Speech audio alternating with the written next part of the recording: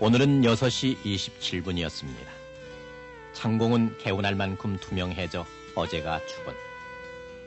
붉은 잔광을 남기며 서편으로 가라앉는 햇빛도 짧아져 오늘 저녁 해가 졌던 시각은 6시 27분. 그 일몰과 월출의 시각이 오늘 밤 이 거리에서는 수직으로 올라선 빌딩에 가려진 둥근 달처럼 자연광으로의 뜻은 이미 퇴색했습니다. 교교하며 때로는 휘영청 밝다고 영탄했던 달무리는 달빛에 물든 신화처럼 옛 추억으로 돌아갔습니다. 달뜨기 몇 시간 전부터 현란한 네온등과 강력한 촉광의 조명등이 불꽃의 해일로 이 도시의 어둠을 가르며 덮어오기 때문입니다.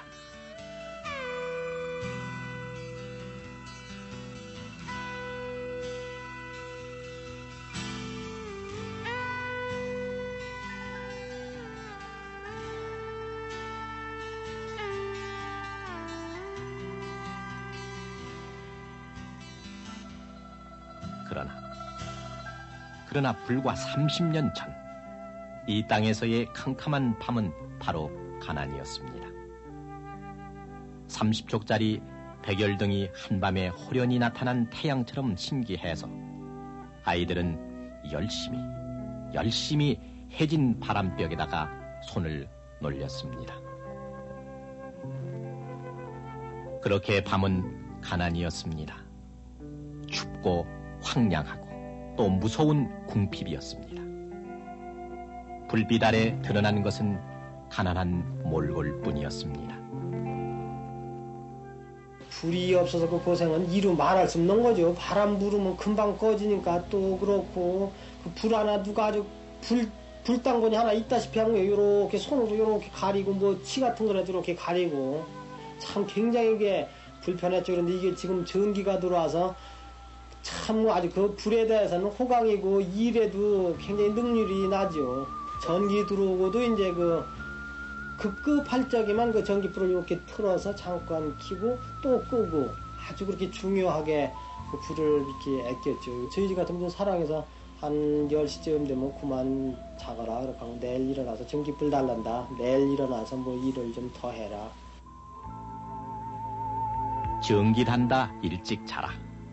초롱초롱한 눈망울에 어린 것을 전기 닳는다고 일찍 자라던 안쓰러웠던 그 시절. 그 때를 아십니까?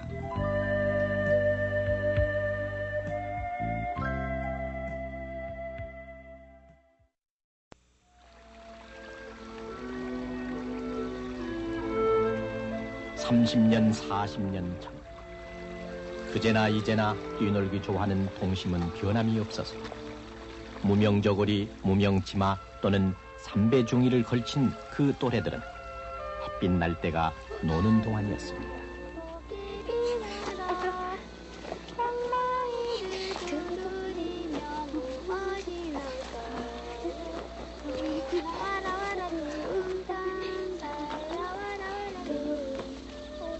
밤이 되면 빗자루, 부지깽이가 도깨비가 되고 뒷간에는 처녀 귀신이 또 왜 그렇게 많고 무서웠던지. 해질녘이면은 동구박 장승보다도 더 높이 자란 옥수수밭을 따라 동네 아저씨들은 마늘이나 조, 고추판 돈으로 그 귀한 북어 몇 마리를 꿰오기도 했는데 실상 그 북어보다 먼저 산 것은 돛병 가득한 석유였습니다.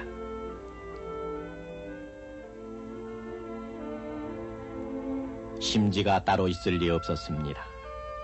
흙을 파고 괭이질 하느라 발바닥처럼 두터워진 손으로 무명실이나 창호지를 배배 꼬아 안방, 사랑방 그리고 부엌의 시렁 위에서 불을 밝힐 심지를 만들었습니다. 노수로 만든 등잔의 기름은 참말 해프기도 했습니다. 40년 전쯤 석유 한 대 값은 그때 돈으로 30원, 요즘 가격으로는 600원 정도로 한 대를 사면은 2달까지도 썼었지만은 기름을 아낀다고 잠깐 저녁 지을 때나 또 밤자리 시어머니 덮으실 호청 시칠 때만 켰던 우리들의 어머니. 그 옛날에 아주 우리 시절에 어린 시절에 자달 같은 시절에는 들기름불을 이렇게 접시다 담아가지고 이렇게 등잔을 만들어가지고 난걸 깎아서 만들어. 그게 지금은 옛날에 없어진 거 다 없어졌죠. 그래서 이제 거다가 이 그릇에다가 조그만 접시다 이렇게 담아서 기름불을 켜고 산초지름이건 들지름이건 뭐 돼지지름이건 뭐 지름이라는 다 그랬고 고생시간 거 말도 못하지요. 뭐 먹고 사는 거는 뭐 입는 거고 뭐.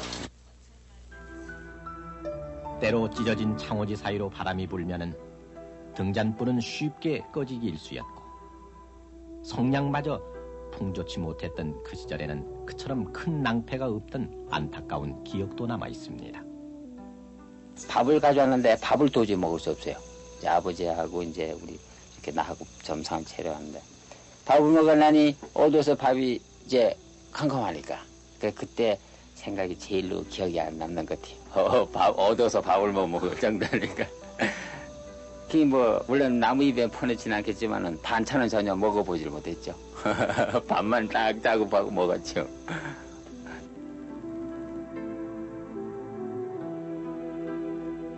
신문 한 구석에 농가의 복음이라는 표제를 붙이고 구식 맞춤법으로 모양 좋고 견고한 것이라는 호롱불 광고가 유행한 때가 바로 1940년대 후반이었습니다. 등잔이 쉬 꺼지는 데 반해 허리가 볼록한 호롱불은 방풍유리로 만들어져 있었고 심지를 조절할 수가 있어서 당시로서는 첨단 조명 등 행세를 톡톡히 했었습니다. 호롱불의 껍질인 유리병을 일본 사람들의 발음을 따라 호야라고 불렀던 것도 이때였습니다. 해방 후 일본인들이 물러가면서 암흑기를 벗어나는가 기대했었으나 전기 없는 치료계 암흑은 여전했습니다. 헐벗고 굶주렸던 긴 어둠의 한가운데 당시 미로를 더듬듯이 간간히 이어져 있던 전력 배급의 70%는 남과 대치하고 있던 북한이 보내줬던 것입니다. 1948년 5월 14일 미소 공동위원회가 결렬되자 북한 측은 남한의 전력 배급을 돌연 중단했고 해결하고 싶으면 평양으로 대표를 보내라고 욱박질렀습니다. 그리고 6.25 또 휴전이 된 이후에도 서러운 갓난이들이 살아갔던 사랑방은 낮이나 밤이나 늘 침침했습니다. 1950년대 중반에는 고관이나 부유층들이 썼던 전등도 30촉 이하로 낮출 정도로 도시나 농촌이나 모두 야맹증의 거리가 될 수밖에 없었습니다. 어쩌다 동네 부자들이나 지니고 있던 미제 라디오를 가까이 할 기회가 있으면 아이들은 떼거리로 몰려들었습니다. 그 이상한 소리통에서는 그때로서는 지극히 정상인 그러나 지금 들으면 실소를 금할 수 없는 아나운서들의 심각한 공지사항이 흘러나왔는데 그것은 설득 같기도 했고 경고 같기도 했습니다. 간전 측의 요청에 의해서 방송국에서는 그 관수동에 배전소가 있었는데 거기에 직접 나가서 중계방송을 했어요. 이제 갑작스럽게 전기가 부족하다 보니까 그 시민에게 호소를 하는 거죠. 그래서 종로구에는 지금 초가 배전이 되고 있습니다. 여러분 좀 협조해 주십시오. 그러면은 그 깜빡깜빡 한단 말이에요. 그게 하나의 신호지. 그러다 보면은 쓸데없는 전기는 절전을 해서 그 다른 동네에 지장이 없도록 이제 이런 식으로 이제 그 절전 캠페인을 했는데 방송국에서 직접 관수 배전소에 나가서 방송을 했다. 지금 생각하면 참 상상도 못하는 일인데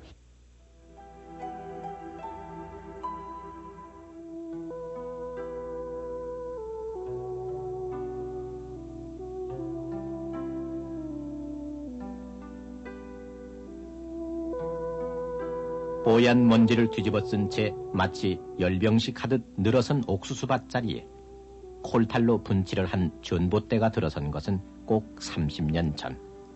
그때의 말로 전보상 때는 하늘을 찌르듯 위용도 대단했습니다. 1956년 미국의 원조로 또 미국의 기술로 경기도 당일리에 화력발전소가 세워졌을 때 당시 1시간 쓸 수 있는 용량은 오늘 서울 시민들이 단 2분밖에 쓰지 못하는 초라한 수준이었습니다. 또 현재 서울 동작구 하나를 공급하는데도 미흡한 시설이었지만은 호롱불을 켜고 전기 절약의 실황을 중계방송했던 그때로서는 만세삼창을 할 정도로 감격에 푹 빠졌던 순간이었습니다.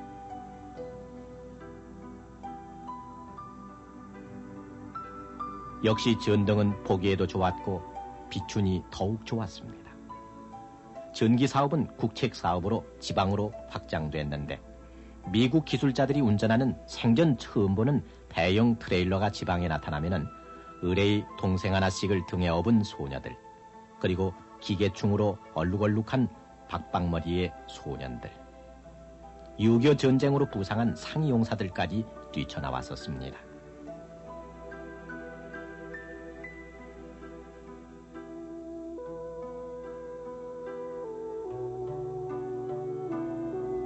부엌에는 등잔을 켰던 큰통 성냥이 그대로 매달린 채 신묘한 전등 아래 동서들끼리 호박을 다듬던 그 시절, 처마 밑에 두 가닥으로 들어와서는 문득 눈부신 광채를 발산하던 그 오묘한 물건. 그래서 할머니들은 신통한 전구에 새까맣게 낀 파디똥을 담고 거미줄도 걷어내곤 했습니다. 어린이들은 그 전등 아래서 안전뱅이 책상에 머리를 맞대고 남은 창호지를 찢어 습자도 했었는데 왜 그렇게 공부가 잘 됐는지. 비록 전등은 달렸으나 전기 질도 고르지 않고 전구 품질도 낮아서 끼우자마자 꺼지는 수가 허다했습니다. 그 때문에 동네 구멍가게에서 30쪽 전구 사오는 게 꼬마들의 주업이었습니다. 또 그 무렵 특선이 들어오는 집은 전천후 불이 들어온다고 해서 온 마을이 부러워하곤 했습니다. 동네에서는 7호집, 8호집 또는 향나무집, 살구나무집, 그리고 부러움을 가득 담아 특선집이라고 불렀던 때도 있었습니다. 전기 들어오는 때보다 나가는 시간이 더 많았던 연희 가정집의 책상 탁자에는 그래서 비상용 양초의 촌농으로 얼룩덜룩 궁핍의 자국이 가시질 않았습니다.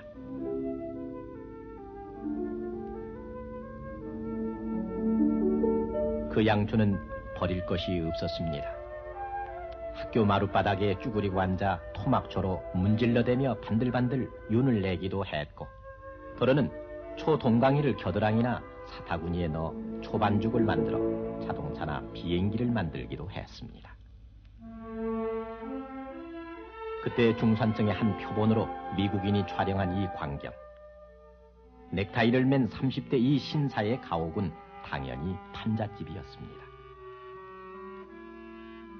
부인과 아이들이 마중을 하고 어머니는 저녁상을 차리는데 당시로서는 풍성한 상차림이어서 언뜻 단란하고 유복한 분위기마저 배어나왔으나 그 벽에 걸린 것은 기름 연기가 절어든 까만 호롱불.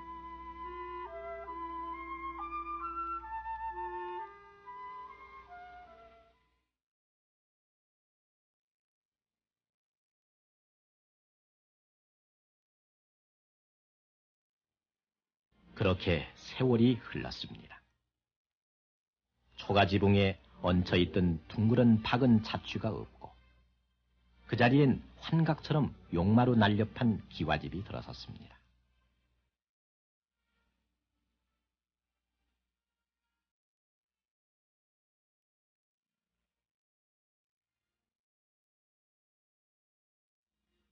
(30년) 전 보잘것없었던 화력 수력 발전기는 그나마 15개에 불과했던 것이 오늘은 80개.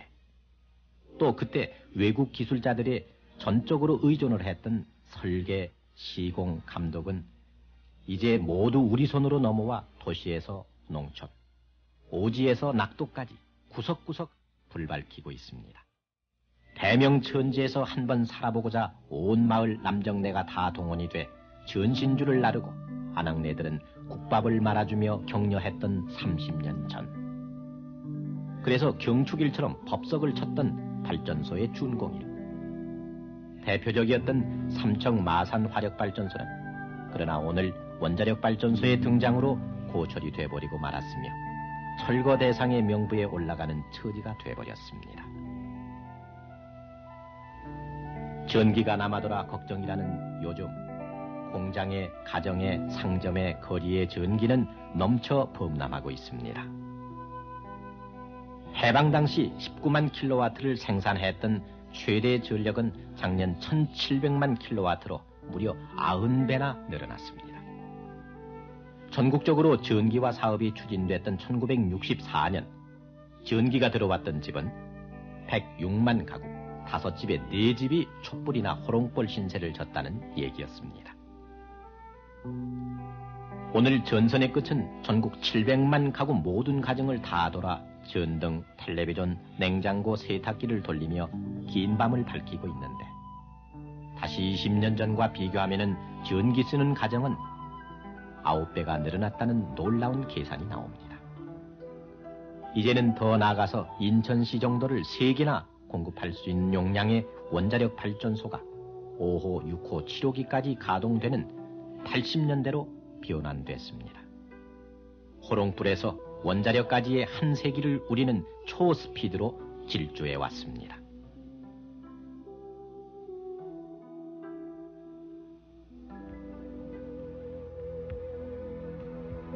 그러고 보면은 어둠은 궁핍이었고 어두움은 절망인 그런 세월이 불과 30년 전 이 자리에 있었습니다. 호롱불 심지를 돋구었던 그 30년 전 투명한 30촉짜리 유리알 연상의 실타래를 자꾸자꾸 따라가면은 건너 안방 창호지에서는 얘야 전기 단다 일찍 자거라 하는 아버지 음성이 울립니다. 잊혀졌던 그 시절 그 음성 그때를 아십니까?